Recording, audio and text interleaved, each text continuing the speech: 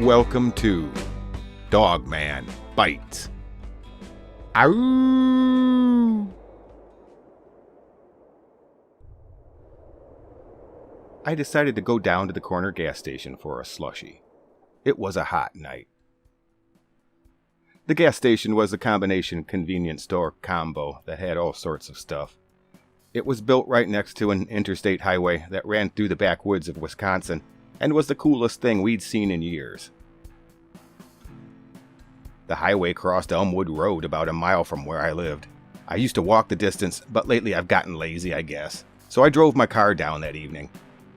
It was just getting dark. The store was set on a wide apron of asphalt with a long back parking lot that was rarely used since most customers remained in the front. I liked to park there because I didn't have to worry about being blocked in by a trailer or motorhome or having an accident with an impatient jerk. There was nothing back there but a dumpster and the back doors to the building, which were for employees only, of course, so I had to walk up front.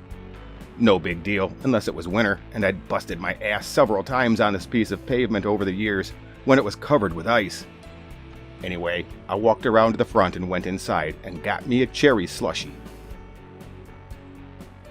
The convenience store had booze, too. While I stood in line to check out, two girls poked me in the arm. "Hey, can we talk to you a second?" They were young, too young for me. I was in my mid-40s at the time, and they looked high-end of 16. Anyway, they were wearing some tight tube tops, and with air conditioning in the place, they succeeded in getting my attention. We walked over to the pork rinds aisle. They wanted me to buy beer for them, of course. I refused. They got pissed. About this time, I'm catching on that they're on something twitchy, so they start cussing at me. I told them to fuck off and got back in line to pay for my cherry slushie. They left a moment later after stalking around the store a bit. I paid for my slushie and headed out the door. As I turned the corner to get to my car, I suddenly find myself on the ground, staring at the stars.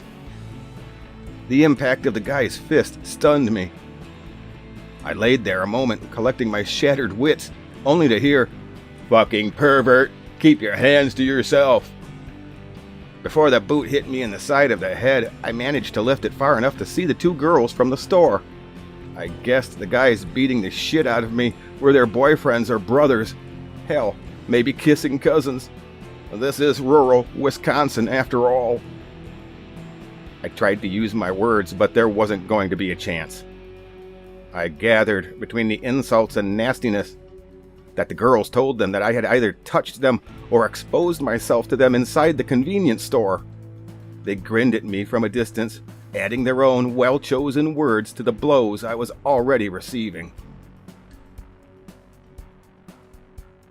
All I could do was put my arms up to fend off the worst of it. I was planning on going to the hospital or maybe dying tonight. I tried to find the strength to crawl back up to the front of the store. That was my only chance, to get help from a bystander or have the manager call the police. My nose blew up in a supernova of pain. My teeth grated along the pavement. I felt myself being dragged off toward a smell of rotten grease. They were taking me behind the dumpster. I did what I could to fight back. Swinging wildly, I missed and drove my fist into the ground. A new wave of pain lanced up my arm. There was a growl. A girl screamed. The guys holding my arms let go. Weedy, slimy dirt struck me in the face as I fell on the ground behind the dumpster. Someone stumbled over me, kicking me hard. They fell with a thud a short distance away. I turned to look, thinking I was going to be kicked again. I turned my head, and in the dark I saw the guy scream at a shadow looming above him. Behind me there was a scuffling. My head ached, and my right side stabbed me with fresh pain, but I sat up, ready to swing on the next target. I stopped and forgot all about my pain. What I saw seemed to prevent any further action until I understood what I was seeing. Somewhere in the back of my head, I understood I wasn't being beaten at the moment, and I had the appearance of this thing to thank. "Fuck," I said, spitting a broken tooth into the dirt. It was taller than me, but thinner and way more muscular along the top, with slim hips and legs, the combination forming a powerful-looking V shape. It had a head like a German shepherd, but with a shorter muzzle. It was covered with short, dark gray fur, with darker patches on its face and chest. The man on the ground cowered as the thing growled, looming over him on 2 feet. It snarled, saliva dripping. Then my body went into action by itself. It dragged me to the other side of the dumpster as the girls screamed and ran. The guy's buddy got up and followed them. I couldn't go any further. The pain in my side and my legs was too much. Something wasn't working right. All the time I kept watching this thing as it attacked. It bit the guy's hands off as he tried first to punch back and then just to defend himself. Then it fell on the man's throat and blood sprayed. The last thing I saw was a hallucination, I'm sure. The dog thing was eating out of his face like a bowl of puppy chow.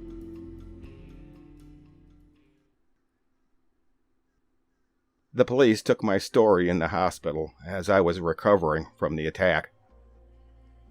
I told them it was a dog, a big, angry dog. They'd heard a different story from my attackers. A quick check of the store's security camera and an interview with the clerk who was there that night ruined their story, however, before the police even questioned me. "It was a monster, a Sasquatch, or Dogman," they said. "It was a big dog," I told the police.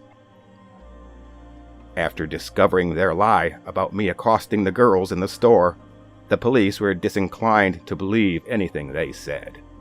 Besides, dog monster, dog man, no such thing.